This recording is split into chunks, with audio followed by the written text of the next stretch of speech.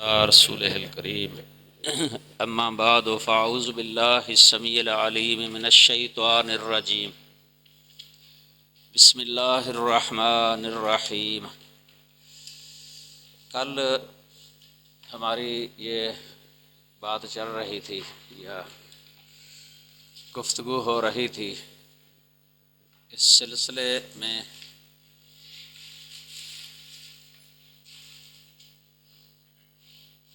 یہ جو لوگ کہتے ہیں کہ حدیث کے ساتھ یا حدیث نبوی کے ساتھ کتاب اللہ کے عموم کی تخصیص یا مطلق کی تقیید یا عام کا بیان یہ نہیں ہو سکتا، اور اسے وہ زیادتی قرار دیتے ہیں اور زیادتی کو نسخ کہتے ہیں، اور خبر واحد کو ضمنی کہہ کے یہ ٹھکرا دیتے ہیں۔ محدثین جنہوں نے حدیث کی کتابیں لکھی ہیں، فقہائے محدثین، وہ ایسے نہیں کرتے تھے۔ وہ احادیث سے بھی مسئلے اسی طرح ہی استنباط کیا کرتے تھے جیسے قرآن مجید سے احکام مسائل مستنبط ہوتے ہیں قرآن پاک میں، جیسے یعنی وہ کوئی فرق نہیں کرتے تھے کہ قرآن سے فرضیت ثابت ہوتی ہے اور حدیث سے فرضیت ثابت نہیں ہو سکتی، یہ کوئی فرق نہیں کرتے تھے۔ وہ اس اعتبار سے وہ برابر ہی سمجھتے تھے کتاب و سنت کو، اور آخری مثال اس کی یہ جاری تھی، قرآن پاک کے اندر رکوع اور سجود کا بیان ہے کہ رکوع کرو اور سجدہ کرو۔ یہ کبھی تو ایسے کہہ دیتے ہیں کہ رکوع سجود یہ مطلق ہی ہے، مطلق طمأنینہ کی شرط لگانا یا طمأنینہ کو فرض قرار دینا رکوع سجود کے اندر، یہ مطلق کو مقید بنانا ہے، اور یہ جائز نہیں ہے ان کے نزدیک۔ اس لیے طمأنینہ جو ہے نا ان کے نزدیک فرض نہیں، اہل تقلید کے نزدیک طمأنینہ رکوع سجود کے اندر فرض نہیں ہے۔ یہ اور کئی یہ کہتے ہیں کہ رکوع اور سجود جو ہے نا یہ خاص ہے، طمأنینہ کے ساتھ اس کا بیان یہ جائز نہیں ہے، کیونکہ طمأنینہ یہ حدیث کے اندر آیا ہے اور حدیث کو خبر واحد کہتے ہیں۔ کل میں نے بتایا تھا کہ یہ تو بخاری، مسلم اور دیگر کتابوں کی حدیث ہے، اور صحیح بخاری اور مسلم کی جو متفق علیہ حدیث ہوتی ہے وہ محتف بالقرائن کے اندر بھی ہے، اور اس کے بارے میں عام اہل علم کا قول ہے کہ یہ قطعیت کا فائدہ دیتی ہے۔ صحیح بخاری کی احادیث متفق علیہ خاص طور پہ قطعیت کا فائدہ دیتی ہیں، یعنی قطعیت یہ قطعی ہوتی ہے، قطعی یعنی ظنیت سے نکل جاتی ہے، تو یہ قاعدہ سرے سے ہی پہلے صحیح نہیں ہے۔ پھر آپ دیکھیں کہ ان لوگوں نے جو یہ قاعدہ بنایا ہے نا کہ فرضیت ثابت نہیں ہوتی، فرضیت ثابت ہوتی ہے ان کے نزدیک قطعی الثبوت اور قطعی الدلالہ دلیل کے ساتھ، یعنی ایسی دلیل ہو جس کا ثبوت بھی قطعی ہو اور اس کی اپنے معنی پر دلالت بھی قطعی ہو، پھر فرضیت ثابت ہوتی ہے ان کے نزدیک۔ لیکن ان لوگوں نے کئی بار ظنی سے بھی فرضیت ثابت کی ہے، ظنی سے، جس کی کئی مثالیں ہیں فقہ کی کتابوں کے اندر۔ ان مثالوں میں سے ایک مثال یہ بھی ہے، یہ کہتے ہیں کہ نماز کے اندر مطلق قرات فرض ہے، مطلق قرات، اور دلیل دیتے ہیں اس کی فقرؤ ما تیسر من القرآن۔ فقرؤ کہتے ہیں کہ یہ مطلق ہے، فقرؤ مطلق ہے، تو مطلق قرات فرض ہے ان کے نزدیک۔ مطلق قرات جو ہے نا یہ فرض ہے، وہ کم از کم ایک آیت ہے، یہ ادنا ما یجزئ من القراءۃ آیۃ عند ابی حنیفہ، ہدایہ کے اندر لکھا ہوا ہے یہ کم از کم ایک آیت ہے مطلق، لیکن یاد رکھیں کہ یہاں ہے تو قرآن پاک کی آیت، ثبوت کے اعتبار سے تو ہم کہہ سکتے ہیں کہ یہ قطعی ہے، لیکن دلالت کے اعتبار سے قطعی نہیں ہے، یہ دلالت کے اعتبار سے قطعی نہیں ہے، جس میں دو یا دو سے زیادہ معنوں کا احتمال ہو نا، وہ ظنی دلالہ ہوتی ہے، ظنی دلالہ۔ اور اسی آیت کریمہ کے بارے میں کئی مفسرین کا قول ہے کہ یہ رات کی نماز کے بارے میں ہے، نفلی نماز کے بارے میں، یعنی اس کا جو نماز کے اندر قرات ہوتی ہے نا، فرضی نماز میں جو قرات کہ کتنی، اس کے ساتھ کوئی تعلق نہیں ہے، یہ تو رات کی نماز کے بارے میں ہے کہ پہلے وہ لمبا قیام کیا کرتے تھے۔ تو ان ربک یعلم انک تقوم ادنی من ثلثی اللیل ونصفہ وثلثہ، دیکھو نا، 2 ثلث رات قیام کیا کرتے، نصف کیا کرتے، ثلث کیا کرتے، 1/3 رات، 2/3 رات، یعنی رات کے 2 حصے قیام، رات کا نصف قیام، نصف رات قیام، ثلث رات 1/3 قیام، یہ لمبا قیام ہے۔ بعد میں اللہ تعالیٰ نے فرمایا کہ اللہ تعالیٰ علم اللہ ان فیکم ضعفا، تمہارے اندر کمزوری ہے، فقرؤوا ما تیسر، اب جو میسر ہو پڑھ لو۔ یہ اس کا تعلق ہی یہ نفلوں کے ساتھ ہے، نفلی تو سورۃ فاتحہ تو کم از کم وہ تو فرض ہی ہے نا، چاہے نفل ہو چاہے فرض ہو، وہ تو نبی صلی اللہ علیہ وسلم نے فرما دیا ہے، لا صلاۃ لمن لم یقرأ بفاتحۃ الکتاب، یہ تو فرض ہے۔ تو باقی سورۃ فاتحہ کے بعد جو قرات کی جاتی ہے نا، اس میں اختیار ہے، جتنی میسر ہو پڑھ لے، ایک قول یہ بھی ہے، اور ایک قول یہ بھی ہے کہ اس کا تعلق رکعتوں کے ساتھ ہے، یعنی رکعتیں کم پڑھ لو، زیادہ رکعتیں نہ پڑھو، یا رکعتیں چھوٹی کر لو، لمبی رکعتیں نہ ہوں، چھوٹی ہو جائیں، تھوڑی قرات ہو جائے، یا رکعتوں کی تعداد کم ہو جائے، یہ بھی اس میں آ جاتا ہے۔ تو یہ تو دلالت اس کی ظنی ہے۔ اب ظنی و دلالہ سے فرضیت نکال رہے ہیں، یہ اس قرات جو ہے نا مطلق قرات فرض ہے، ظنی و دلالہ سے، سمجھ میں لگی نا۔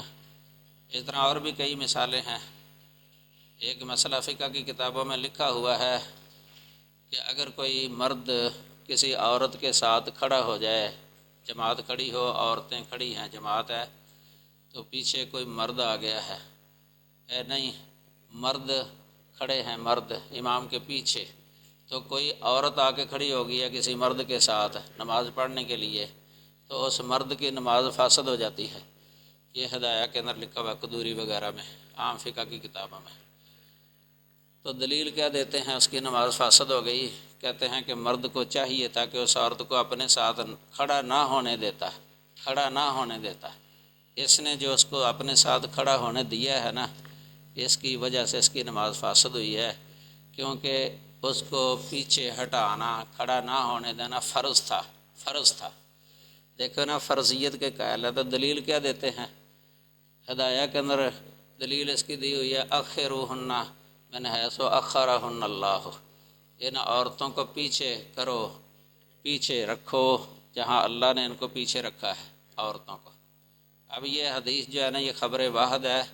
پھر خبر واحد ہونے کے ساتھ ساتھ یہ صحیح بھی نہیں ہے، سند اس کی صحیح نہیں ہے، وہاں پڑھ کے دیکھ لینا، درایا نصب الرایہ وغیرہ میں لکھا ہوا ہے، تو یہ سند بھی صحیح نہیں ہے اس کی، تو پھر بھی ایسے فرضیت نکالی ہے۔ اس کی بہت ساری مثالیں پیش کی جا سکتی ہیں، جہاں مثلا یہ نماز کے اندر اللہ اکبر یعنی تکبیر جو ہے نا، یہ فرض، اور فرض کی دلیل قرآن سے وَرَبَّكَ فَكَبِّرْ یہ دلیل دی ہے، حالانکہ اس کا نماز کی اس تکبیر کے ساتھ تعلق نہیں ہے، فرضیت کی دلیل دی ہے، چونکہ جب یہ آیت نازل ہوئی تھی ابھی نمازیں فرض نہیں ہوئی تھیں، یہ تو سورۃ مدثر کی ہے نا، تو یہ دوسری وحی ہے، معراج تو بعد میں ہوا ہے، تو معراج کے اندر نماز فرض ہوئی ہے، اس وقت ابھی نماز فرض ہی نہیں ہوئی تھی، تو اس سے دلیل لی ہے کہ قرات تکبیر جو ہے نا یہ فرض ہے۔ نماز کے فرائض لکھے ہوئے ہیں یہ قدوری وغیرہ میں، ہدایہ میں۔ تو کئی چیزیں ہیں اس طرح جو ہے نا یہ دلیلیں لے لیتے ہیں، لیکن اپنے اس قاعدے پر پورے نہیں اترتے جو قاعدہ بنایا ہوتا ہے۔ اس لیے قرآن کی آیات کی تفسیر جو ہے نا اپنے ان قواعد کی روشنی میں کر دیتے ہیں۔ یہ قرآن کی آیات کی تفسیر اپنے ان قواعد کی روشنی میں کرتے ہیں تو تفسیر صحیح نہیں ہوتی، غلطی ہو جاتی ہے تفسیر کے اندر۔ اس کی سینکڑوں مثالیں موجود ہیں، پڑھنے سے پتہ چل جاتا ہے۔ یہ ہماری یہ کل وہ بات چل رہی تھی اس طرح طمانینہ پر۔ طمانینہ جو ہے نا عام جماہیر کے نزدیک جو ہے نا یہ نماز کے رکنوں میں سے ہے، اس کے بغیر نماز ہوتی نہیں ہے۔ لیکن ان کے نزدیک کل میں نے بتایا تھا 2 روایتیں ہیں، ایک روایت سنیت والی ہے اور ایک وجوب والی روایت ہے۔ اور یہ بھی یاد رکھیں کہ فرض اور واجب میں جو فرق کرتے ہیں نا یہ بھی ثابت نہیں ہے کتاب و سنت سے، کہ واجب کا درجہ فرض سے کم اور فرض کا درجہ واجب سے زیادہ۔ فرض کہتے ہیں قطعی ثبوت اور قطعی دلالہ دلیل ہو تو اس سے فرضیت ثابت ہوگی، اور اگر قطعی دلالہ ظنی ثبوت ہو یا قطعی ثبوت اور ظنی دلالہ اس طرح کی کوئی دلیل ہو تو اس سے وجوب ثابت ہوتا ہے۔ اور خبر واحد کو یہ ظنی کہتے ہیں۔ تو جو حدیث سے جو شے ثابت ہے، متواتر نہ ہو جو حدیث، اس سے جو ثابت ہے نا وہاں کہہ دیتے ہیں کہ یہ فرضیت ثابت نہیں ہوگی اس سے۔ اور یہ کل میں نے بتایا تھا کہ یہ قاعدہ جو ہے نا اصل میں معتزلہ کا بنایا ہوا ہے، معتزلیوں نے حدیث کے درجے کم کیے ہوئے ہیں۔ تو محدثین فقہا جو ہے نا فقہاء محدثین جو حدیث کی کتابیں جنہوں نے مدون کی اور ان سے فقہی احکام مسائل استنباط کیے ہیں، یہ ان کے قاعدے نہیں ہیں، وہ کوئی فرق نہیں کرتے تھے۔ صحیح بخاری دیکھ لیں آپ، اس میں یہ خبر واحد غریب بھی ہے صحیح بخاری میں، غریب اور مشہور بھی ہیں، حسن دوسری متواتر بھی ہیں، ملی جلی ہیں، تو باب باندھے ہوئے ہیں۔ امام ابن مندہ رحمہ اللہ نے کتاب لکھی ہے کتاب الایمان، 4 جلدوں میں، اس میں ایمانیات انہوں نے اخبار احاد سے ثابت کیا، اور وجوب کا لفظ بولتے ہیں، وجوب الایمان، باب اس طرح ہی باندھتے ہیں وجوب الایمان۔ لیکن یہ چونکہ محدث تھے، فقیہ تھے، ان کے نزدیک فرض اور واجب میں فرق نہیں ہے، تو وجوب فرضیت کے معنی میں ہی ہے۔ نبی صلی اللہ علیہ وسلم نے خود یہ جس کو یہ فرض کہتے ہیں نا اسی کی جگہ پر وجوب کا لفظ استعمال کیا ہے۔ جس طرح یہ حج کے بارے میں روایت آتی ہے، جب نبی صلی اللہ علیہ وسلم نے حج کی فرضیت بیان فرمائی تھی، اس وقت ایک شخص نے سوال کیا تھا آفی کل عامن، کیا ہر سال حج ہے؟ تو آپ نے فرمایا لو قلت نعم لوجب، اگر میں ہاں کہہ دیتا تو ہر سال واجب ہو جاتا۔ اب اس پر تو اجماع ہے علماء کا کہ حج فرض ہے، تو فرض پر نبی صلی اللہ علیہ وسلم نے واجب کا لفظ استعمال کیا ہے۔ محدثین بھی استعمال کرتے تھے یہ، مثلا باب وجوب صلاۃ صحیح بخاری کے اندر ہے، باب وجوب صوم، باب وجوب زکوٰۃ، وجوب کا لفظ جو ہے نا فرضیت کی جگہ پر استعمال کرتے، کیونکہ یہ فرق نہیں کرتے تھے، عام فقہا فرق نہیں کرتے اصول فقہ والے، لیکن یہ احناف جو ہے نا ان کے نزدیک یہ فرق ہوتا ہے، یعنی واجب اور فرض کے درمیان فرق کرتے ہیں۔ اور نخبۃ الاصول کتاب ہے نا ہمارے شیخ حافظ المنان نور پوری رحمہ اللہ کی، نخبۃ الاصول ارشاد الفحول کی جو ہے نا وہ تلخیص ہے، بہت زیادہ تلخیص ہے، چھوٹی سی ہے، حالانکہ ارشاد الفحول تو بڑی کتاب ہے نا اصول فقہ کی، امام شوکانی کی، تو چھوٹی سی اس کی جو ہے نا زبدہ جس طرح ہوتا ہے خلاصہ، اس میں یہ لکھا ہوا ہے کہ یہ جو فرق ہے نا واجب اور فرض کے درمیان، فرق اصطلاح للقوم، یعنی اس قوم کی اپنی اصطلاح ہے، اس قوم کی اپنی اصطلاح ہے، انہوں نے خود آپ اصطلاح بنائی ہے یہ، لیکن دوسرے جو ہے نا کوئی فرق ہے۔ اب دیکھیں نا سورۃ فاتحہ امام کے پیچھے پڑھنا فرض ہے، لیکن یہ کہتے ہیں کہ امام پر واجب ہے، منفرد پر واجب ہے، فرض نہیں کہتے، واجب کہتے ہیں، اور مقتدی کے لیے واجب نہیں ہے، بلکہ ان کے 2 قول ہیں۔ ایک قول یہ ہے کہ جائز نہیں ہے، مقتدی کے لیے جائز نہیں ہے، اور ایک قول یہ ہے کہ مستحسن ہے، مقتدی کے لیے مستحسن ہے۔ یہ علامہ عبدالحی لکھنوی کی کتاب ہے امام الکلام، اس میں انہوں نے لکھا ہے ملا جیون کے حوالے سے۔ ملا جیون یہ نور الانوار کے مصنف ہیں، اصول فقہ کی کتاب ہے، ان کی ایک تفسیر ہے، تفسیر قرآن کی، ملا جیون تفسیر احمدی، اس میں انہوں نے یہ لکھا ہوا ہے۔ اب مساجد کے اندر جو پوسٹر لگے ہوئے ہیں نا کہ فلیکس وغیرہ، ان میں بھی ملا جیون کا قول یہ لکھا ہوتا ہے کہ ہمارے صوفیہ اور مشائخ جو ہے نا، اگر آپ ان کو دیکھیں، یستحسنون، وہ مستحسن سمجھتے ہیں قرات کرنا مقتدی کا، اور اس میں امام محمد کا بھی پھر لکھا ہوا ہے کہ ان کا بھی یہ قول ہے کہ مستحسن ہے، پڑھ لینا بہتر ہے، اچھا سمجھا گیا ہے، نہ پڑھنے سے پڑھ لینا بہتر ہے یہ مقتدی کے لیے۔ تو ان میں زیادہ یہ مشہور ہو گیا ہے، یہ قول جو ہے نا پھیل گیا ہے کہ جائز ہی نہیں ہے مقتدی کے لیے۔ مولانا عبدالحی لکھنوی صاحب نے لکھا ہے کہ یہ مشہور ہو گیا ہے، اس لیے عام پھیل گیا ہے، ورنہ یہ بھی روایت ہے یہ ان کے ائمہ سے مستحسن ہونے کی۔ تو بہرحال یہ طمانینہ جو ہے نا نماز کے اندر، یہ صحیح قول کے مطابق جو ہے نا دلائل کے اعتبار سے یہ فرض ہے۔ جس طرح سجدہ رکوع ہے نا، تو مراد ہی رکوع سجدہ جو طمانینہ والا ہے نا وہی مراد ہے۔ کل بتایا تھا میں نے کہ یہ شرعی معنی مراد ہے، شرعی معنی لغوی معنی سے مقدم ہوتا ہے، لیکن یہ جو ہے نا لغت کے سہارے کئی دفعہ شرعی معنی کو مقدم نہیں کرتے، شرعی معنی کو متروک کر دیتے ہیں، مؤخر کر دیتے ہیں، یا اس کا درجہ کم کر دیتے ہیں، اور لغوی معنی کو مقدم کرتے ہیں۔ یہ پہلے دن بھی یہ بتایا تھا کہ لغت کے سہارے کی پر بھی کئی دفعہ قرآن مجید کی تفسیر جو ہے نا اس میں خطا ہو جاتی ہے مفسر سے، جو لغت پر اعتماد کر لیتا ہے۔ اس میں کئی مثالیں جو ہے نا پیش کی جا سکتی ہیں، ویسے بہت زیادہ۔ یہ مثلا ایمان مسئلہ ہے نا، ایمان کی جب تفسیر کرتے ہیں لغوی معنی کو مقدم کرتے ہیں، یہ عام اشاعرہ ماتریدیہ،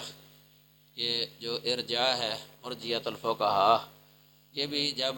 دلیل دیتے ہیں نا کہ عمل ایمان کا جز نہیں ہے، تو یہ شروع میں بات لکھی ہوئی تھی، بیضابی کے شروع میں لکھی ہوئی ہے الذین یؤمنون بالغیب، یؤمنون یعنی تصدیق، یصدقون یعنی کہتے ہیں کہ ایمان اصل لغت کے اندر تصدیق ہے، تو یہ لغوی معنی کر کے نہ پھر کہہ دیتے ہیں کہ اس کی لغوی حقیقت کے اندر جو ہے نا عمل داخل نہیں ہے،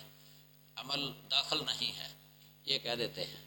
اس لیے صرف تصدیق ہی ایمان ہے، تو جو تصدیق کر لے وہ مومن ہے۔ یہ مرجیہ کے نزدیک ایسے ہی ہے نا، ان کے آگے تو وہ فرقے ہیں، مرجیۃ الجہمیہ، وہ معرفت کا نام ایمان رکھتے ہیں، صرف قلبی معرفت ہو گئی تو وہ مومن ہے، اور مرجیۃ الکرامیہ وہ کلمے کا نام ایمان رکھتے ہیں، یعنی کلمہ جس نے پڑھ لیا وہ مومن ہے مرجیۃ الکرامیہ کے نزدیک۔ اور مرجیۃ الفقہا یہ معرفت کے ساتھ تصدیق کو ملاتے ہیں، تصدیق قلبی، یا کوئی ان میں سے کہہ دیتے ہیں کہ کلمہ بھی ساتھ ہے، کلمہ، لیکن کئی یہ کہتے ہیں کہ صرف تصدیق ہی ہے، من صدق بقلبہ فہو مومن فیما بینہ وبین اللہ وان لم یقر بلسانہ۔ یہ علامہ عینی کی جو عمدۃ القاری بخاری کی شرح ہے نا، اس کے اندر بھی لکھا ہوا مرجیہ کا قول یہ کہ جس نے اپنے دل کے ساتھ تصدیق کر لی وہ اللہ اور اس بندے کے درمیان وہ مومن ہے، اپنے رب اور اپنے درمیان وہ مومن ہے۔ وَإِن لَّمْ يُقِرَّ بِلِسَانِهِ، اگرچہ اس نے اپنی زبان کے ساتھ اقرار نہ بھی کیا۔ پھر کہہ دیتے ہیں کہ جو اقرار کرنے کو ضروری قرار دیتے ہیں نا مرجیہ میں سے، کہ اقرار بھی ضروری ہے، اس کا مقصد یہ ہوتا ہے کہ دنیا کے اندر ان کو کوئی یہ نہ کہے کہ اس نے تو کلمہ ہی نہیں پڑھا، دنیا کے اندر کوئی ان کو یہ نہ کہے کہ اس نے تو کلمہ ہی نہیں پڑھا، لہذا ہم اس کے ساتھ مسلمانوں والا معاملہ نہیں کریں گے، اس کے ساتھ کافروں والا معاملہ کریں گے۔ اس لیے دنیاوی احکام لاگو کرنے کے لیے کلمہ پڑھنا وہ کہہ دیتے ہیں ضروری ہے، تاکہ اس پر اسلام کے احکام نفذ ہوں۔ مثلا اگر فوت ہو جائے تو اس کا جنازہ پڑھا جائے، اس کو غسل وغیرہ اور مسلمانوں کے قبرستان میں دفن کیا جائے اور اس کی وراثت تقسیم کی جائے، یہ احکام یعنی اس واسطے ضروری ہے کلمہ، ورنہ اگر نہیں پڑھا کسی نے کلمہ تو وہ اللہ کے نزدیک مومن ہی ہے، یہ مرجیہ کا قول ہے، اور عمل کو تو بالکل ہی ایمان کی حقیقت سے خارج کیا ہے۔ یہ بھی اس کی مثال بن سکتی ہے، یعنی لغت پر اعتماد ہے نا، یہ محدثین نے ایمان کا شرعی معنی مراد لیا ہے کہ شرع میں ایمان کیا ہے، وہ مرکب ہے، مرکب ثلاثی۔ محدثین کے نزدیک، اہل سنہ کے نزدیک ایمان مرکب ثلاثی ہے، ثلاثی، تصدیق بالقلب، اقرار باللسان و عمل بالارکان یا عمل بالابدان، یہ تین چیزیں ایمان پھر بنتا شرعی ایمان محدثین کے نزدیک۔ تو اب ایمان جب کتاب و سنت کے اندر لفظ استعمال ہوتا ہے تو پھر شرعی معنی ہی وہاں مراد لیا جاتا ہے نا، کہ یہ تو نہیں ہے کہ لغوی معنی نکل گیا ہے، کہ شرعی معنی مراد لینے سے لغوی نکل گیا، لغوی تو اس کے اندر ہے ہی ہے نا۔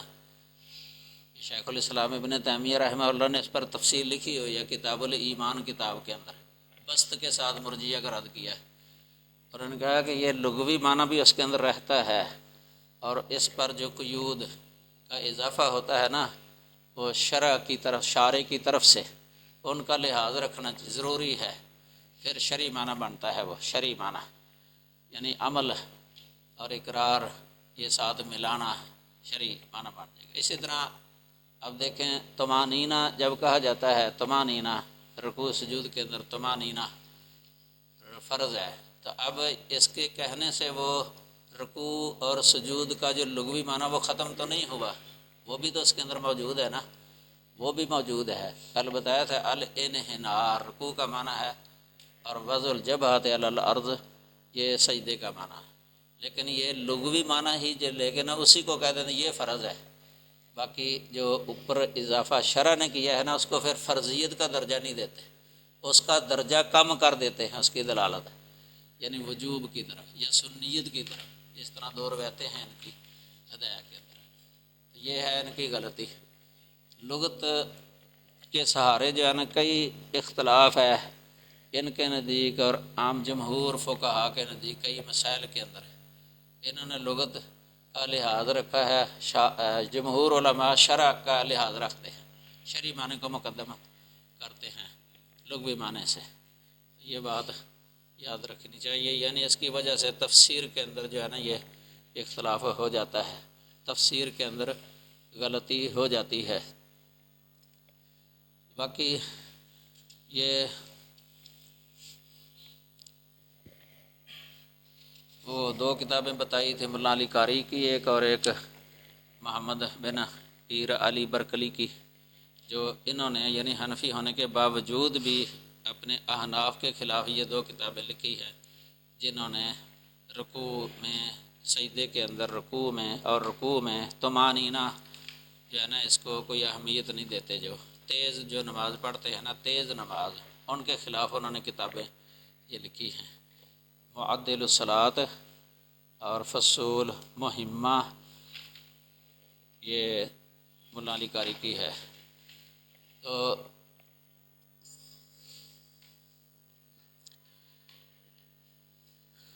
ہمارے شیخ حافظ عبد المنان نور پوری رحمہ اللہ نے اس کتاب کا ترجمہ کیا، یہ اوج الصلاۃ اس کا نام ہے ترجمے کا، یہ شیخ صاحب کے مجموع رسائل جو ہے نا مضامین وغیرہ ان میں یہ کتاب چھپی ہوئی ہے، ان میں علیحدہ بھی پہلے چھپی تھی۔ اس کتاب کے اندر حافظ صاحب فرماتے ہیں، کہتے ہیں کہ یہ کتاب اپنے اس موضوع پر اپنی نظیر آپ کا مصداق ہے، اور وہ جو یعنی وہ لوگ جو ٹیڑھی سیدھی نماز پر قناعت کیے ہوئے ہیں،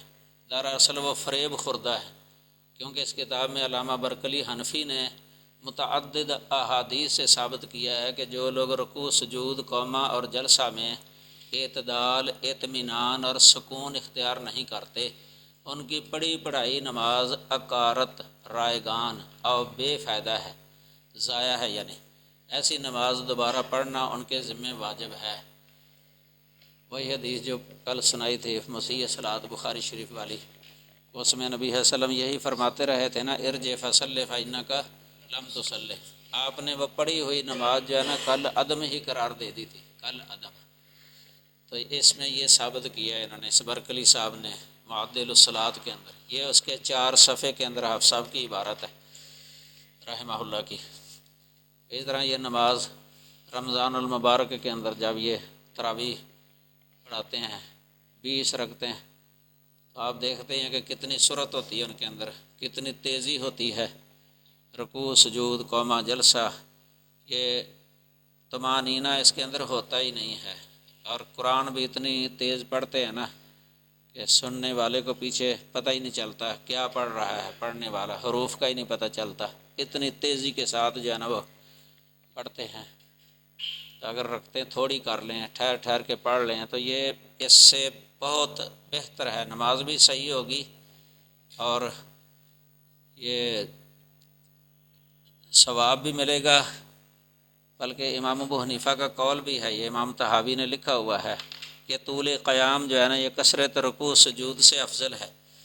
طول قیام، رات کے وقت لمبا قیام کرنا، یہ کثرت رکوع اور کثرت سجود سے بہتر ہے۔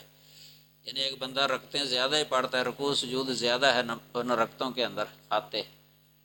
تو ایک بندہ جو ہے نا وہ لمبا قیام کر لیتا ہے، ذرا ٹھہر ٹھہر کے پڑھ لیتا ہے، رکعتیں تھوڑی پڑھ لیتا ہے، تو یہ افضل ہے۔ یہ شرح معانی الاثار کے اندر لکھا ہوا ہے، امام طحاوی کا نے امام ابو حنیفہ کا قول کہ ان کے نزدیک یہ بہتر ہے، سمجھ لگی نا۔ تو ایک طرف جو ہے نا یہ 20 کا التزام کرتے ہیں، 20، اور اس کو اس طرح سمجھتے ہیں کہ جس طرح بہت ضروری ہیں 20، حالانکہ اس طرح سمجھنا کہ 20 ضروری ہے یہ تو صحیح نہیں ہے۔ اولاً تو 20 کی تعداد تعیین ثابت ہی نہیں ہے، کسی دلیل سے ثابت نہیں ہے، یہ نبی صلی اللہ علیہ وسلم سے۔ تو جو شے ثابت نہ ہو اس کا التزام کرنا جو ہے نا یہ تو بدعت کے زمرے میں بھی آ جاتا ہے، اور جو شے ثابت ہو اس کا التزام کیا جا سکتا ہے، جس طرح 11 رکھتے ہیں یا 13 رکھتے ہیں، اس کا التزام بندہ کر سکتا ہے، وہ بدعت کے زمرے میں نہیں آئے گا۔ تو یہ شیخ ابن باز رحمہ اللہ کا ویسے فتویٰ ہے کہ تعیین نہیں ہے، تعیین سلف جو ہے نا وہ مطلق نفل سمجھ کے، یعنی کوئی کتنے پڑھ لیتے، کوئی کتنے پڑھ لیتے تھے، 40 سے اوپر تک بھی ہے تعداد، 40 سے اوپر تک۔ تو یہ 9 طریقے تو علامہ عینی نے لکھے ہوئے ہیں، یہ حنفی نے، یہ عمدۃ القاری کے اندر بخاری کی شرح میں 9 طریقے، اور سیوطی کی ایک کتاب ہے مصابیح تراویح کے مسئلے پر، انہوں نے بھی لکھے ہوئے ہیں، اور بلکہ انہوں نے اصح جو ہے نا اسی کو لکھا 11 اصح، یعنی جو نبی صلی اللہ علیہ وسلم سے تعداد ثابت ہے، اس کو بندہ سنت بھی کہہ سکتا ہے۔ سنت سے مراد فعلی سنت ہے، یہ فعلی سنت، اور اس سے اوپر جو پڑھتے ہیں نا یہ تعیین کے بغیر، عدد متعین کرنے کے بغیر، کسی خاص یعنی عدد کا التزام کرنے کے بغیر، اہل علم کے اقوال ہیں جواز کے، لیکن تعیین کے بغیر مطلق نفل، یعنی پھر اس کو سنت کا لفظ نہیں بولتے کہ وہ سنت ہے، صرف جواز کہہ دیتے ہیں یا استحباب کا درجہ دے دیتے ہیں، مستحب لفظ۔ یہ اہل حدیث علماء کے فتاوے بھی ہیں کافی اس مسئلے میں۔ تو بہرحال قرآن مجید کے اندر تو جو نماز ٹھہر ٹھہر کے پڑھنے والے ہیں توجہ کے ساتھ ان کی تعریف بیان کی گئی ہے، قد افلح المؤمنون الذین هم فی صلاتہم خاشعون۔ تو ادھر ایک حدیث بھی یہ میں نے لکھی تھی، یہ سلسلہ احادیث سے، سلسلہ صحیحہ سے، کہ ان الرجل لیصلی 60 سنہ وما تقبل له صلاۃ، کہ کوئی آدمی جو ہے نا 60 سال نماز پڑھتا رہتا ہے، کوئی آدمی 60 سال تک نماز پڑھتا رہتا ہے، حالانکہ اس کی ایک بھی نماز قبول نہیں کی جاتی، 60 سال نماز کی پابندی کرتا ہے، ایک نماز بھی قبول نہیں۔ نبی صلی اللہ علیہ وسلم نے فرمایا، وجہ بتائی ہے کہ نماز قبول کیوں نہیں، لعلہ یتم الرکوع ولا یتم السجود، ہو سکتا ہے رکوع کو پورا کرتا ہو لیکن سجدے کو پورا نہ کرتا ہو. وَيُتِمُّ السُّجُودَ وَلَا يُتِمُّ الرُّكُوعَ، سجدہ پورا کرتا ہو لیکن رکوع پورا نہ کرتا ہو. یہ وجہ بتائی ہے رسول اللہ صلی اللہ علیہ وسلم نے. یہی ہے نا کہ وہ طمانینہ نہیں ہے رکوع سجود کے اندر، طمانینہ نہیں ہے. یہ سلسلہ صحیح، یہ 2535 نمبر حدیث ہے، سلسلہ صحیح شیخ ناصر الدین البانی صاحب کی.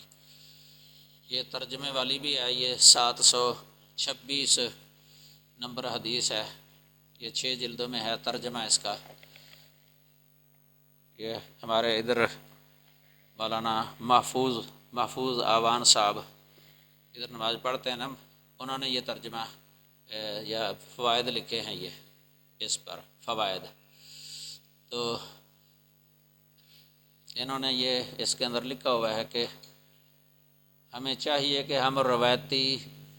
یہ عموماً جو مصروفیت کا بہانہ پیش کرنے سے، یعنی بعض آ کر سکون اور آرام اور خشوع خضوع کے ساتھ نماز ادا کیا کریں. کہیں ایسا نہ ہو کہ ہمیں بھی جلدی میں نماز پڑھنے کی وجہ سے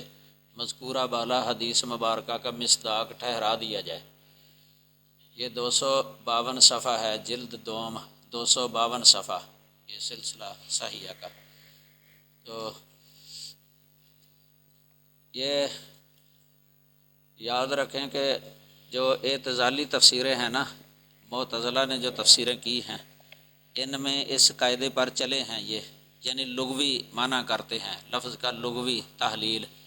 اس کے مطابق ہی تفسیر کر دیتے ہیں، شرعی معنی کی طرف توجہ ہی نہیں دیتے یہ معتزلہ. تو یہ کئی جو معتزلہ کے اصول پر چلے ہیں بعد میں، یہ اصلاحی اور فراحی یہ بھی اسی طرح ہی ہیں. یہ فکر فراحی کتاب ہے حافظ صلاح الدین یوسف صاحب کی، حمید الدین فراحی کے نظریات کے خلاف اور ان کی تفسیری اغلاط پر متنبع کیا ہے. اس طرح امین حسن اصلاحی کی تفسیر تدبر قرآن 7-8 جلدوں میں چھپی ہوئی ہے، اس میں بھی انہوں نے یہ طریقہ اختیار کیا ہوا ہے. اعتزال ان کی کتابوں کے اندر جو ہے نا یہ بہت زیادہ پایا جاتا ہے. عقل پرستی، عقل پر بنیاد رکھ لیتے ہیں، لغت پر بنیاد رکھ لیتے ہیں، کبھی مجاز پر اعتماد کر لیتے ہیں. یہ پرویزی بھی ایسے ہی کرتے ہیں، غلام احمد پرویز وغیرہ. تو یہ جو لغوی تحقیقات ہوتی ہے نا، ان کو شرعی حقائق پر مقدم کرنا، یہ ان کا اصل ہے، بنیاد. لغوی تحقیقات کو شرعی یہ حقائق پر یہ مقدم کر دیتے ہیں. اس لیے تفسیر کے اندر غلطی کر جاتے ہیں یہ لوگ، تفسیر میں غلطی کر جاتے ہیں. تو یہ جو یہ اہل سنہ ہیں، اصلی اہل سنہ جو عقیدتاً اور عملاً جو ہے نا کتاب و سنت کا دامن چھوڑتے نہیں ہیں. صحابہ، تابعین، تبع تابعین، ائمہ، محدثین، یہ جمہور ہیں، اصل یہی جمہور ہیں. ان کے جو خلاف ہے نا وہ جمہور کے خلاف ہیں. تو یہ کتاب و سنت کا خیال رکھتے ہیں. تفسیر القرآن بالقرآن، تفسیر القرآن بالسنہ اور تفسیر القرآن بے اقوال صحابہ، یہ عام ان کی اصول تفسیر کی کتابوں کے اندر یہ چیز موجود ہے اور پائی جاتی ہے. پھر سند کا بھی اہتمام کرتے ہیں. یہ انہوں نے بڑی محنتیں کی ہیں، یعنی سند کا اہتمام کرنا، صحت اور ذو، پھر صحیح سند یا حسن جو ہے نا اس درجے کی، اس پر عموماً بنیاد رکھتے ہیں. یہ تنقیح اور تحقیقی نظر ہے ان کی، یعنی تو ان سے کبھی کبھی ویسے اس طریقے پر جو چلنے والے ہیں نا، ان سے بھی کبھی کبھی سہو ہو جاتا ہے، غلطی ہو جاتی ہے، یعنی تفسیری غلطی ہو جاتی. صحابہ کرام سے ان کی مثالیں مل جاتی ہیں. صحابہ کرام کی تفسیر کے اندر ایسا اوقات کسی سے کوئی غلطی، تابعی سے کوئی غلطی، بعد والے امام، حالانکہ ان کا منہج یہی ہے کتاب و سنت والا، لیکن غلطیاں ان سے بھی سہون ہو گئی ہیں، اجتہادی خطا ہو گئی. قصداً نہیں کرتے تھے کہ وہ ایسے قاعدے بنائے ہیں انہوں نے ضابطے کہ جن کی وجہ سے وہ تفسیر غلط ہو جائے، نہیں، ان کا قاعدہ کلیہ یہی تھا کتاب و سنت مقدم ہے، اسی کو بالادستی ہے ہر صورت۔ لیکن پھر بھی بشر اور انسان تھے نا، تو بشری تقاضے کے مطابق کبھی سہو یا خطا اجتہادی وغیرہ ان سے بھی ہو جاتی تھی، اور اس کی مثالیں بھی بلکہ موجود ہیں، سمجھ لگی نا۔ تو یہ بعض مثالیں ادھر لکھی ہیں میں نے، مثلا یہ آیت کریمہ ہے والذین یتوفون منکم ویذرون ازواجا یتربصن بانفسہن اربعۃ اشہر وعشرا، یہ سورۃ البقرہ کی 234 نمبر آیت ہے۔ اب متوفی عنہا زوجہا، اس کی جو عدت ہے، اگر حاملہ ہو، غیر حاملہ ہو پھر بھی اس کی عدت ہے، اور حاملہ ہو پھر بھی اس کی عدت ہے۔ تو اگر غیر حاملہ ہو تو یتربصن بانفسہن اربعۃ اشہر وعشرا، یہ 4 مہینے 10 دن عدت ہے اگر غیر حاملہ ہو۔ لیکن اگر حاملہ ہو نا، پھر اس کی عدت میں اختلاف ہے، اور جماہیر کے نزدیک جو ہے نا، جمہور اہل سنہ کے نزدیک، فقہا محدثین کے نزدیک، وہ وضع حمل ہے۔ وَأُولَاتُ الْأَحْمَالِ أَجَلُهُنَّ أَن يَضَعْنَ حَمْلَهُنَّ، سورۃ طلاق کے اندر ہے، وضع حمل ہے، یعنی 4 مہینے 10 دن نہیں ہے، وضع حمل ہے۔ وضع حمل چاہے وہ 4 مہینے کے بعد ہو جائے، یا 4 مہینے 10 دن کے بعد ہو جائے، یا 4 مہینے 10 دن سے پہلے ہو جائے، دونوں صورتوں میں وضع حمل ہے۔ عام اہل علم کا یہ قول ہے، عام صحابہ کا بھی یہی قول ہے۔ لیکن اس کے باوجود حضرت عبداللہ بن عباس رضی اللہ تعالیٰ عنہ، جو ترجمان القرآن بھی ہیں اور مفسر قرآن ہیں، عبداللہ بن عباس رضی اللہ تعالیٰ عنہ، ان کا موقف یہ ہے ابعد الاجلین، ابعد الاجلین۔ اس کا مطلب یہ تھا کہ اگر بچہ بعد میں پیدا ہوا ہے، 4 مہینے 10 دن پہلے گزر گئے، تو پھر وضع حمل ہے۔ لیکن اگر بچہ پہلے پیدا ہو گیا ہے، 4 مہینے 10 دن بعد میں پورے ہوئے ہیں، تو پھر 4 مہینے 10 دن ہے۔ یہ عبداللہ بن عباس کا موقف ابعد الاجلین، اور علی رضی اللہ تعالیٰ عنہ کا بھی یہی ہے، علی رضی اللہ تعالیٰ عنہ۔ لیکن یہ موقف ان کا صحیح نہیں تھا اس میں۔ اب تفسیروں کے اندر ان کا موقف بھی لکھا ہوتا ہے، ان کا موقف ادھر عبداللہ بن مسعود رضی اللہ تعالیٰ عنہ اور ابو ہریرہ رضی اللہ تعالیٰ عنہ، ادھر تابعین میں سے فقہاء میں سے ابو سلمہ بن عبد الرحمن بن عوف، یہ تابعی ہیں، ان کا موقف فتویٰ یہی ہے کہ وضع حمل ہی ہے، وضع حمل ہی ہے۔ ابعد الاجلین کی انہوں نے تردید کی ہے، یہ صحیح بخاری کے اندر نا 4909 نمبر حدیث، 4909 نمبر حدیث، اس میں یہ ذکر ہے، اس میں یہ ذکر ہے عبداللہ بن عباس کا بھی، اور ابو ہریرہ کا بھی، اور ابو سلمہ بن عبد الرحمن کا بھی، اور حدیث سے بھی اس کی تائید ہوتی ہے۔ یہ سبیہ اسلمیہ رضی اللہ تعالی عنہا کی حدیث، تو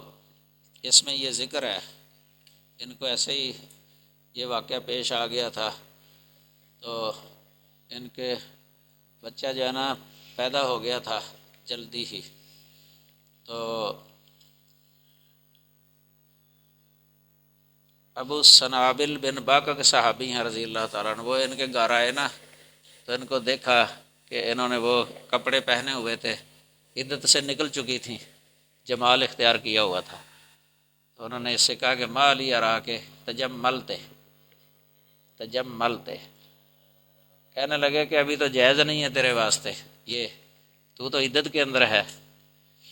تو 4 مہینے 10 دن تو گزرے نہیں۔ وہ اسی وقت رسول اللہ صلی اللہ علیہ وسلم کے پاس گئی، جا کے بتایا، تو آپ صلی اللہ علیہ وسلم نے فرمایا کہ جب بچہ پیدا ہو گیا تھا نا، تو اس وقت تیری عدت پوری ہو گئی ہے۔ یہ حدیث عبداللہ بن عباس کو ویسے مل گئی تھی، یہ حدیث انہوں نے رجوع کر لیا تھا اپنے موقف سے۔ تو یہ لا علمی کے اندر ہوا ہے نا، انہوں نے وہی سمجھا یتربصن بانفسہن اربعۃ اشہر وعشرا، یہ آیت تھی ان کے ذہن میں، اس لیے انہوں نے یہ موقف اختیار کیا، ورنہ جان بوجھ کے انہوں نے مخالفت والا موقف اختیار نہیں کیا تھا، جان کے یہ لا علمی کے اندر ہو جاتا ہے، اس کو عذر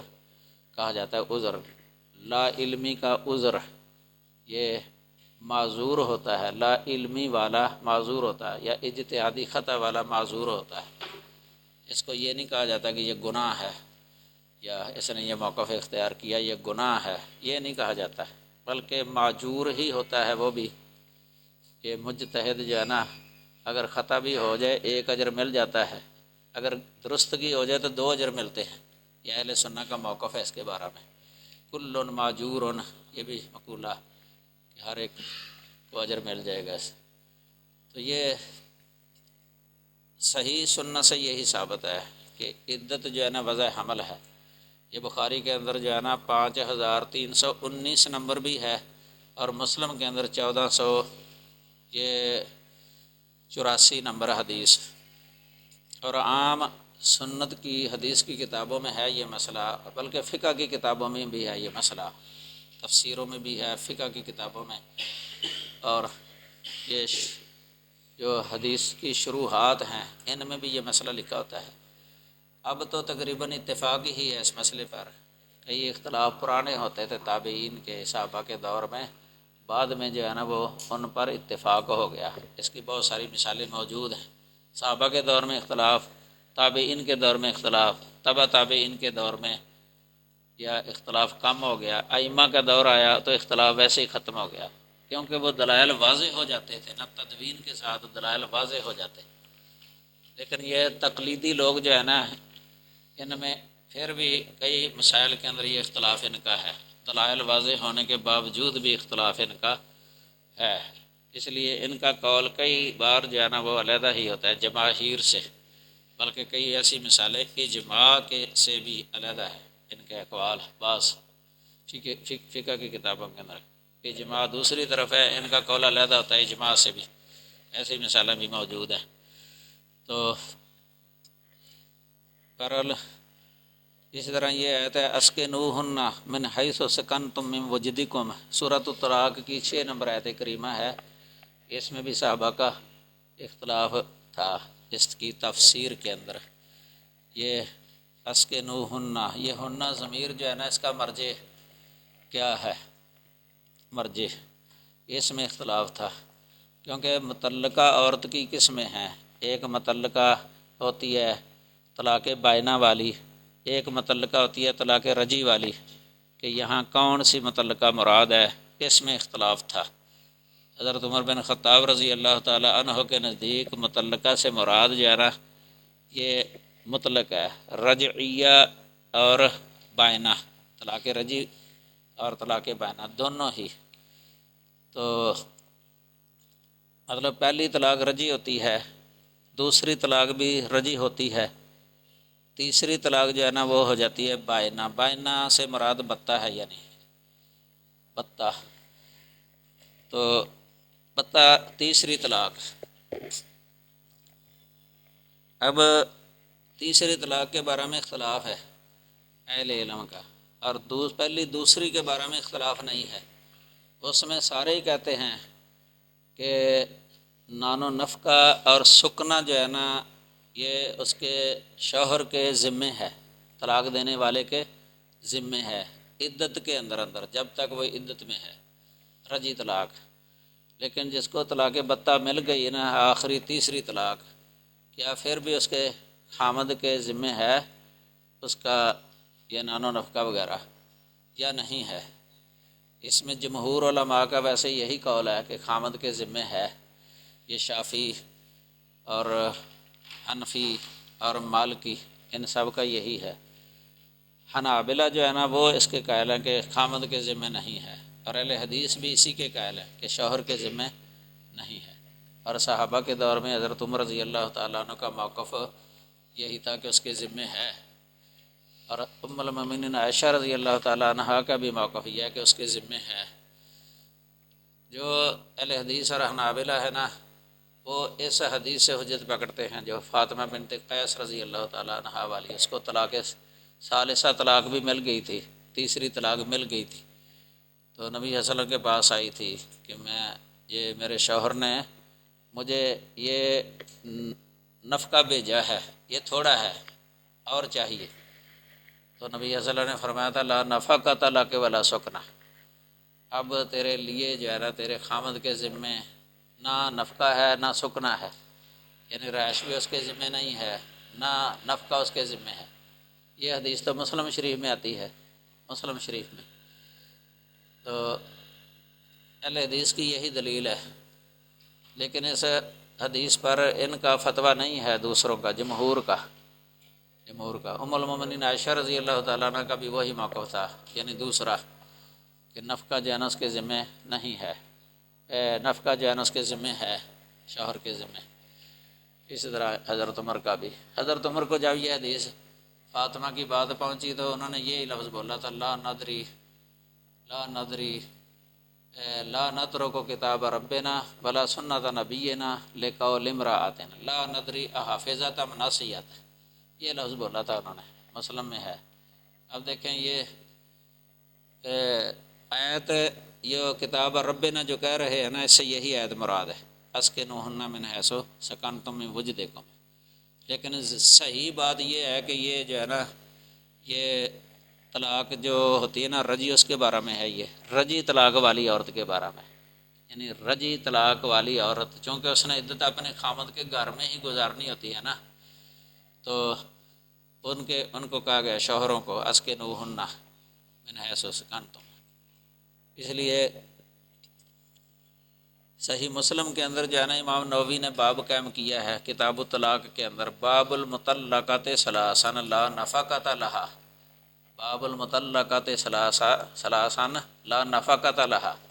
یعنی جس کو 3 طلاقیں مل گئی ہوں نا، پوری ہو گئی ہوں 3 طلاقیں، لا نفقۃ لہا، تو اس کے لیے کوئی نفقہ نہیں ہے، نفقہ نہیں ہے، تو نفقہ ہے رجی طلاق والی کے لیے۔ تو باقی شیخ امین ہے نا یہ جن کی اضواء البیان ہے تفسیر، محمد امین شنقیطی رحمہ اللہ، جو شیخ محمد صالح عثیمین صاحب کے استاد بھی ہیں، یہ تفسیر ان کی ہے 10 جلدوں میں،